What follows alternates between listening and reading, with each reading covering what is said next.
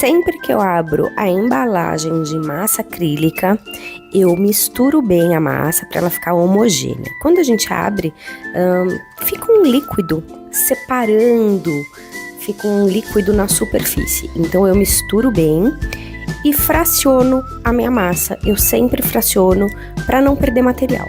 Coloco num pote, pode ser num pote plástico, pode ser até num pote de sorvete, tá? Você vai encontrar o melhor pote para você manusear. Depois esse pote ele é lavado, tá? Para não ficar os gruminhos de massa e não atrapalhar o manuseio depois. Coloquei corante vermelho e eu vou mexendo muito. O ideal é ir misturando bem. Não tava na cor que eu queria, então eu vou pondo, adicionando corante e mexendo. Eu vou fazendo aos poucos, vou colocando corante aos poucos para poder chegar no tom que eu quero. Depois que eu misturo bem, eu pego um pincel para tirar todo o resíduo branco que tiver de massa. Eu faço esse processo tanto com a massa acrílica, quando eu quero colorir, quanto com tinta, quando eu quero mudar a tonalidade usando corante. Então, para não ficar depois manchado o meu bolo, para não ficar manchada a tinta ou a massa, eu passo o pincel na volta toda do pote, no fundo, para a cor ficar bem uniforme. Ainda não estava satisfeita com a cor, coloquei mais corante. E dessa vez eu misturei com o pincel mesmo, porque assim eu já fui deixando ele todo uniforme.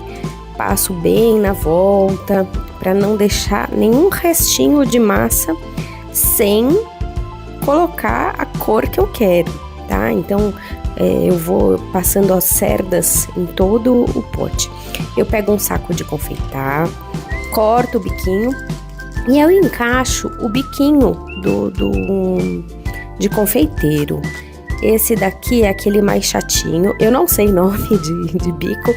Coloquei cola quente no meu prato e eu coloco o bolo que já está pronto. Esse bolo já foi selado, já foi aplicada a massa com espátula de textura. E agora eu vou colocar a massa acrílica no meu saco de confeiteiro. Coloco, gente, e preciso tirar o ar, então eu aperto um pouquinho para tirar as bolhas de ar, enrolo a parte de cima para então começar a aplicar. Então a primeira apertadinha que eu dou é sempre dentro do pote para tirar o ar mesmo, tá? E aí eu começo a aplicar, vou aplicando na volta toda. Aqui eu coloquei ele nessa bailarina giratória e eu vou girando a bailarina. Se você não tiver bailarina giratória, você pode utilizar um prato de micro-ondas. Ou você pode colocar ele numa posição e você vai dando a volta no seu bolo. Também é possível, tá? Ainda uma outra opção é colocar um pedacinho de feltro embaixo, só que aí nesse caso você precisaria segurar por cima do seu bolo. Mas aqui, como hoje eu já tenho a minha bailarina giratória, eu vou aproveitar dessa daqui. E ela, gente, essa daqui é muito molinha, muito gostosa de trabalhar. E não foi cara, tá? Ela foi... acho que foi uns R$50 que eu paguei nessa bailarina. Eu recomendo, para quem já tá nessa fase de já aplicar com bico de confeitar, eu recomendo ter uma bailarina que tenha um rodízio bom. Aqui eu fui aplicando na volta... bem tranquila, bem calma, cuidado, normalmente eu vou e volto, se abre buraco na massa, eu repasso para não ficar buraquinho. Pode ser que trinque? Pode. Se trincar, gente, no dia seguinte a gente vai esperar secar e se trincar a gente vai reaplicar a massa exatamente nos trincos. Vou passar na parte de cima, no topo, também vou passar. Lembrando que sempre eu escolho uma parte para ser a parte de trás, tanto na hora de aplicar a massa na base de EPS, quanto para fazer os detalhes. Então observa que a parte de trás, branquinha, ó, ficou uma emenda. Então sempre eu escolho uma parte para ser a parte de trás dos meus bolos. Você pode fazer isso ou... se você quiser, por exemplo, deixar essa parte para ser a frente, eu recomendo você fazer algum detalhe para não ficar essa emenda feia, tá? Vou aplicando a massa com calma, com tranquilidade.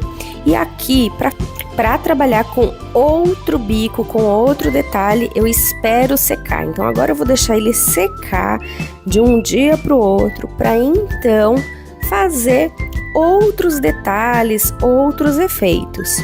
Agora eu finalizo a parte de cima e eu decidi fazer uns babados na lateral. Então, ainda com o mesmo bico, eu vou fazer detalhes babados na volta.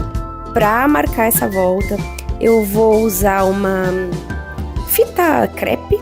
Na verdade, é só para fazer o círculo, tá? Eu vou marcar esse meio círculo na volta toda do bolo. Claro, gente, que eu tô fazendo com a massa molhada. Se você quiser desenhar seu bolo todo antes de começar a fazer o trabalho com o bico, você pode. É que eu fui fazendo de forma aleatória, não pensei muito no desenho, não pensei nos detalhes que eu queria. Então agora eu tô marcando usando esse rolo de fita crepe. Então eu tô fazendo uma linha a lápis mesmo.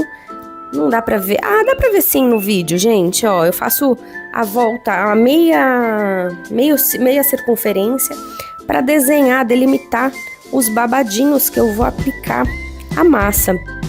Isso, gente, se você quiser fazer o desenho na volta toda antes de começar a aplicar a massa, você pode. Eu recomendo, para quem não tá acostumado a fazer bolo cenográfico com o bico de confeitar, eu recomendo pesquisar antes, dar uma olhada em referências tanto no Pinterest quanto no Google. Procura bolos vintage, bolos com bico de confeitar, bolos com babado, e assim você vai ter referências para você fazer os detalhes do seu bolo. Olha, eu vou aplicando, girando a bailarina de forma tranquila, calma. Finalizo a aplicação encostando um pouquinho mais o bico de confeitar. Eu falo que é para dar uma achatadinha na massa. Assim ela fica bem fixada na base do bolo. A base, gente, já tá bem sequinha. Essa base tá bem sequinha e além de tá seca, eu apliquei tinta PVA. Eu apliquei 2 demãos de tinta PVA porque eu queria ele bem branquinho. Então, eu nunca deixo a massa pura, tá? Eu sempre aplico tinta, mesmo que eu queira branco. Porque quando eu deixo com a massa pura, ela fica com algumas tonalidades diferentes. E eu não gosto, eu gosto que a cor fique uniforme. Aqui, eu vou aplicando toda a massa, fazendo todos os babados. Caso você queira já fazer mais babados com esse mesmo bico, você pode sentir como é a melhor maneira para você trabalhar. Agora, depois que eu faço todo esse babado com esse bico, eu vou deixar ele secar para no dia seguinte fazer trabalhos com outro bico. Aí eu vou fazer mais um efeito, mais um detalhe. E assim eu vou deixando secar sempre entre um trabalho, entre um bico e outro. Porque a massa acrílica, gente, quando ela seca, ela perde a água, né? Vai secando a aguinha, então ela vai retraindo.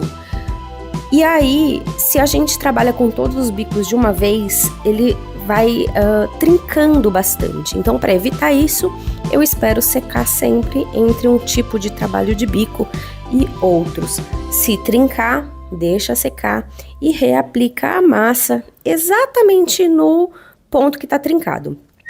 Eu sempre gosto de guardar um pouquinho da massa já tingida, porque assim eu não tenho diferença de tonalidade na hora de fazer a manutenção. Bom, eu sou a Sabrina Neublum, aqui eu falo sobre bolos cenográficos e festas. Se você ainda não me segue, já clica para seguir, ativa o sininho para receber as notificações, deixe seu comentário, quero saber se você gostou. Quando você fizer o seu bolo cenográfico, me envie uma foto, eu amo ver os processos de vocês. E aqui, gente, depois que eu finalizo, eu tiro todo o excesso de massa para poder reaproveitar, tampo o meu pote. Eu sempre reaproveito massa, tá? Eu não desperdiço. O saco e o bico de confeitar depois é só lavar com água e sabão e a gente continua reaproveitando. O saquinho de confeitar eu uso, gente, até ele furar. Eu não descarto na primeira utilizada, tá? E aqui é o resultado do bolo cenográfico um dia depois de aplicada a massa. Aqui a massa já tá seca e agora eu vou fazer outros detalhes com outros tipos de bico.